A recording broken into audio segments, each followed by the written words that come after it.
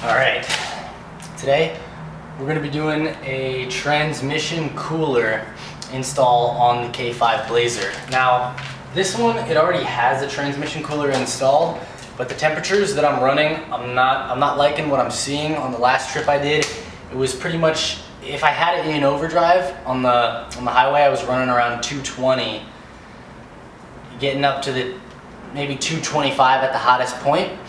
And if I shifted it out of overdrive, just put it down into gear 3, then it would stay in the 195 area. But if it's running a little bit too hot for me, I'd prefer it to be 175, 180 range. So I'm gonna go ahead and take out the old transmission cooler that's in there. We're gonna mount up a new one, which is right here. It's pretty much the same size, so unless that one's clogged, it's actually not gonna have any, I don't expect to have any difference in temperature wise. First step here is just to take apart, we're gonna take off the dash, and then I'll show you guys how you would wire up a new one. Well, not wire, but how you would go ahead and plumb in a new one, or how we're just gonna plumb it into our existing unit here.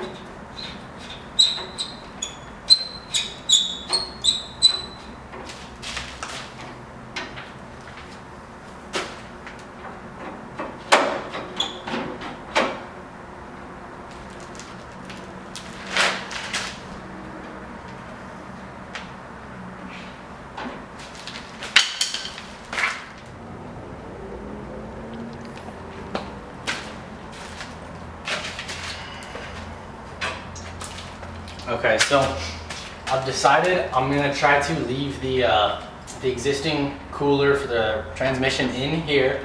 I'm just gonna try to plumb in the second one right over here in front of the condenser. Now, I'm just trying to figure out hoses right now and lengths. And I'm gonna leave the existing radiator transmission cooler in there as well. I'm gonna check the temperature with 2 trans coolers, see if that does anything. If that still doesn't help, then I'm going to pull it from the radiator and just run these 2 auxiliary transmission coolers and see how that works. So right now I've got the transmission, the send line goes through the radiator, then it comes out and it runs through this line, goes into this cooler, and then comes out of this line and goes back to the return line. So I'm just going to have a hose go from here right over to the other cooler. And then after the other cooler, I'm gonna run it back to the return line for the transmission, and we'll see how that works. I'm just going to mount it with the little zip tie looking things they give you. That would be these guys. You basically just shove them through the condenser, and then there's a little clip that goes on the back side. You slide it down, hook it in, cut off the rest. It's pretty straightforward for how you mount it, but that's what we're gonna do for now.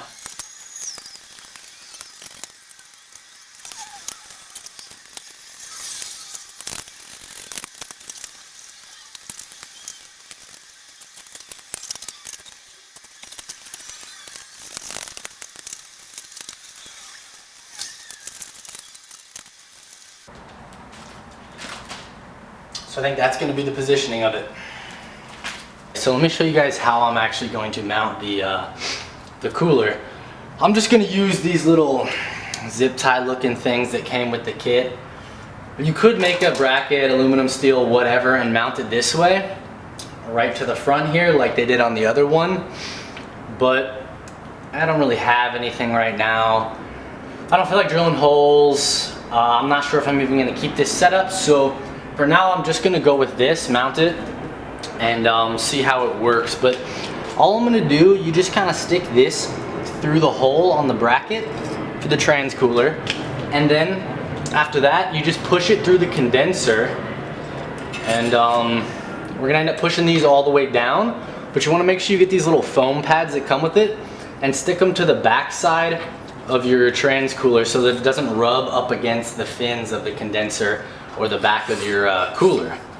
And it should come with about 4 of them, so I'm gonna go ahead and stick these to the back side here on all 4 corners.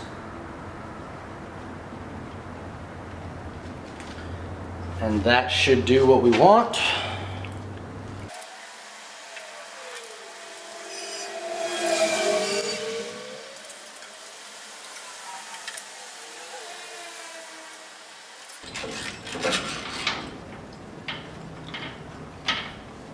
Okay, so here's the back side of one of these guys. You're just gonna hook it up. You push this through the condenser, and then you just hook it up to the back side of this and push it down like a zip tie. This will go all the way through and it'll lock it down. It won't let it come out. So I'll take you guys around to the back side after I poke all of these through. Okay, so there's the back side of one of those little zip tie ordeals. I think we're looking at this one. So I'm gonna get my hand in here.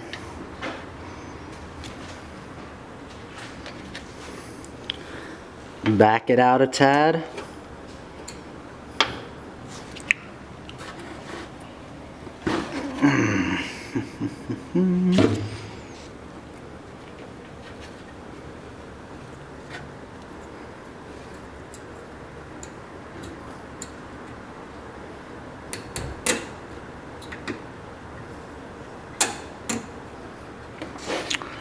And I'm gonna cut it off as I go because I don't want to poke it through the radiator.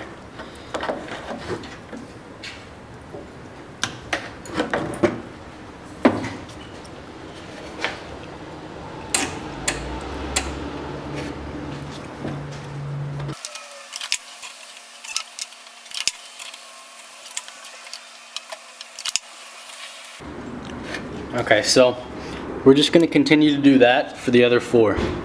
Got the trans cooler mounted up with the little zip ties. We've got all the lines routed. So we're gonna go ahead and just check for leaks real quick. So I'm gonna fire on the truck, and we will make sure that everything's circulating through, and then we'll make sure that there's no leaks anywhere.